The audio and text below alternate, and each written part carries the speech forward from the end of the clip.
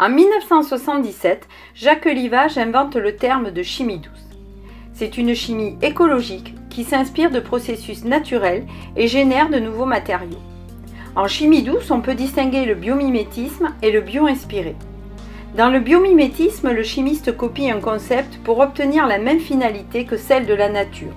On peut citer le cas des feuilles de lotus qui a inspiré la conception de matériaux hydrophobes.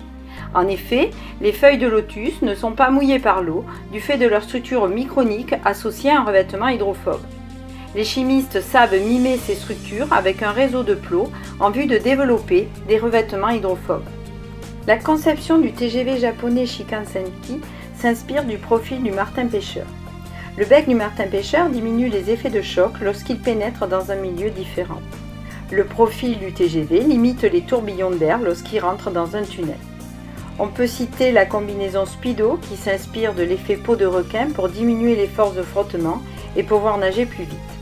Le velcro qui s'inspire de la fleur de bardane avec des crochets pour accrocher ou décrocher. En chimie bio-inspirée, on s'inspire de la nature non pas pour imiter les formes, mais pour décoder un concept de construction qu'elle utilise et l'extrapoler afin de fabriquer des matériaux originaux présentant des propriétés et applications souvent différentes de celles développées par la nature. La synthèse du verre en chimie douce par procédé sol-gel est un exemple de chimie bio-inspirée. Depuis des millénaires, les verres et les céramiques sont fabriqués en chauffant le sable ou l'argile dans des fours à très haute température. Pourtant, l'observation du vivant nous montre que certains micro-organismes ont appris à développer des conditions de synthèse douce compatibles avec la vie. De simples microalgues comme les diatomées élaborent ainsi des coques de silice.